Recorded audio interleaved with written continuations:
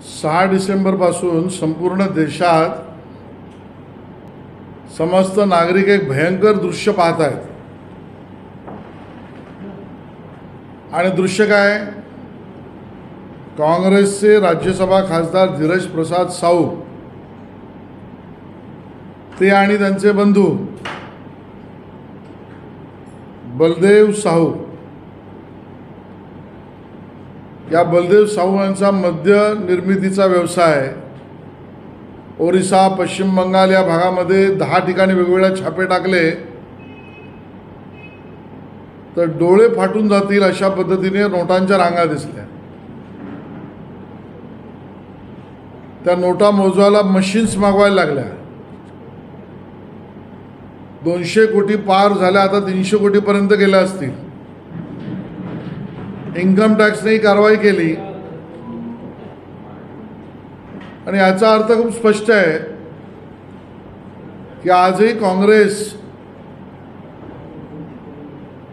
पैशातून सत्ता आणि सत्यातून पैसे, आणि काँग्रेस काही सुधारायचं नाव घेत नाही अशा पद्धतीची परिस्थिती आहे। एवढ्या मोठ्या प्रमाणात एकत्र मोठ्या नोटा 500च्या असतील, 200च्या, 100च्या असतील, ज्या असतील त्या या 300 कोटीपर्यंत मिळाव्यात आणि ते एका खासदाराच्या संबंधित असलेल्या जागेमध्ये जो खासदार काँग्रेसने 3दा पाठवला आहे, म्हणजे त्या खासदाराचं क्रायटेरिया काय? तर मद्य निर्मिती आणि ब्लॅकचे पैसे। काँग्रेसला आमचा सवाल आहे, नोटबंदीला तुम्ही विरोध का केला होता? एका बाजूला नोटबंदीला विरोध करायचा आणि सांगायचा की आम्हाला पारदर्शक पद्धत द्या, आणि दुसऱ्या बाजूला नोट संचय करण्याचा कार्यक्रम करायचा।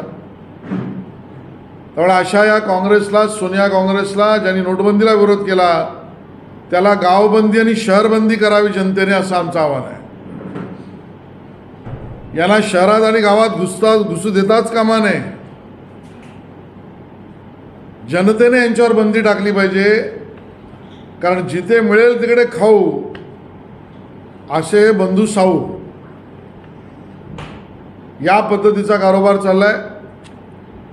आणि अजून एक गंभीर विषय, मी याच्यावर यापूर्वी बोललोय, पण त्याआधी या सगळ्या प्रकरणामध्ये इन्कम टॅक्सची कारवाई करते,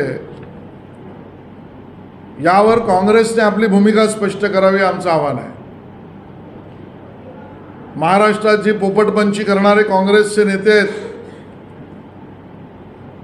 त्यांनी याच्यावर भूमिका स्पष्ट करावी। किंबहुना रोज सकाळी 9 वाजता जे पत्रकार पोपटलाल न सांगितलेली प्रेस कॉन्फरन्स घेतात त्यांचं याच्यावर काय म्हणणं आहे ते सांगावं। काँग्रेसशी मैत्री करणाऱ्या उभाटाचं याच्यावरचं काय मत आहे? भूमिका काय? निषेध आहे की नाही? का नोटीला समर्थन आहे?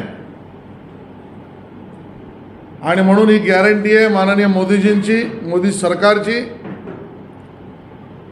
जिथे जिथे काळा पैसा मिळेल, भ्रष्टाचार मिळेल त्यावर कारवाई होईल। रोज उठल्या सुटल्या यंत्रणांवर आरोप करायचे, मग कधी ईडी, कधी इन्कम टॅक्स, कधी SFIO, कधी CBI, की या यंत्रणांचा गैरवापर होतोय।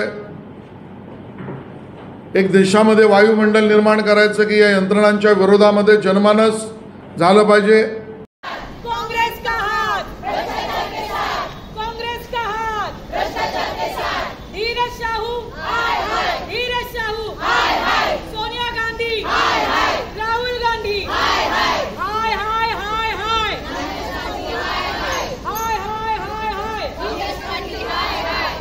सोनिया जिसकी मम्मी है वो पार्टी निकम्मी है, सोनिया जिसकी मम्मी है वो पार्टी निकम्मी है, सोनिया जिसकी मम्मी है वो पार्टी है, वो पार्टी चोर है।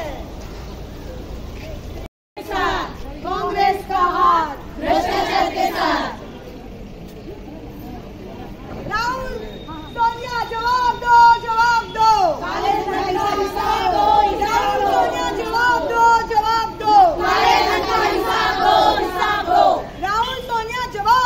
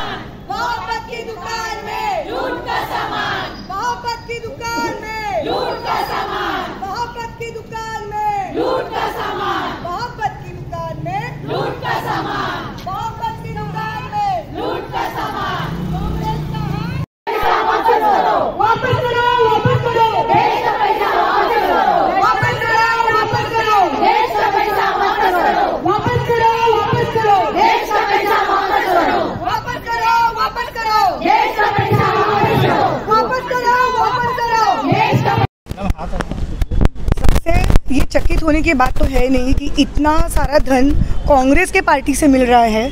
जो 3 टर्म सांसद थे जिनके दारू का व्यवसाय भी है, ये शायद हम सबको पता है। अभी तो शुरुआत है, अभी तो दिल्ली बाकी है। मुझे ऐसे पर्सनली लगता है, हम सारे महिलाओं को लगता है, सारे हिंदुस्तान की मांग है कि हर एक जगह पे छापा मारना चाहिए। जितने भी कांग्रेस के सांसद हैं उनके सबके घर में कुछ ना कुछ मिलेगा ही। ये आपको भी पता है, हमको भी पता है, ये ज़रूर करना चाहिए। और ये धन हमारा है, हमारे भारतीय जनता का है, ये धन उनका नहीं है जो अभी वो इस्तेमाल करने वाले थे इलेक्शन के लिए। ये वो धन है। मोहब्बत की दुकान में लूटता सामान का नारा आप लोग नारा दे, राहुल गांधी को खिलाफ नारा देते, सोनिया गांधी के खिलाफ नारा। वो इतनी मोहब्बत से बात करते हैं सबसे, और सबके ऊपर इल्ज़ाम लगाते हैं कि देखो मोदी जी क्या कर रहे हैं, देखो ये क्या कर रहा है, वो क्या कर रहा है। लेकिन खुद भी तो देखो, मोहब्बत से खुद के ऊपर भी, खुद के गिरेबान पे भी झाँक के देखना चाहिए। ये हमारा नारा है कि तुम चुपड़ी बातों करके हिंदुस्तान को बेवकूफ़ नहीं बना सकते। ये बहुत ही गलत है। कांग्रेस का एक ही नारा था कि गरीबी हटाओ, लेकिन यस, गरीबी किसकी हटा रहे हो? सांसद की गरीबी या खुद की? नहीं है। और ये मोहब्बत करने का ढोंग है, मोहब्बत करने का ढोंग किसके पर क्या कार्रवाई की मांग करेंगे आप लोग? भाजपा महिला मोर्चा की ओर से क्या कार्रवाई की मांग करेंगे? देखो, ये कार्रवाई जो हमारे वरिष्ठ है वही तय करेंगे, लेकिन फिलहाल उनको तो सख्त से सख्त कड़ी सज़ा मिलनी चाहिए और उनको बर्खास्त करना चाहिए। ये जो इलेक्शन है वो कमेटी से उनको बर्खास्त करना चाहिए तुरंत। ये हमारी मांग है। बाकी का सब तो देश देख ही रहे हैं, देश छोड़ेगा नहीं ऐसे लोगों को। उनको टिकट दो, देखो कितने अच्छे से गिर जाते। उनका डिपॉजिट भी, मुझे तो ऐसा लगता है ये जो हुआ है इससे तो कांग्रेस वालों को तो इलेक्शन ही लड़ना नहीं चाहिए।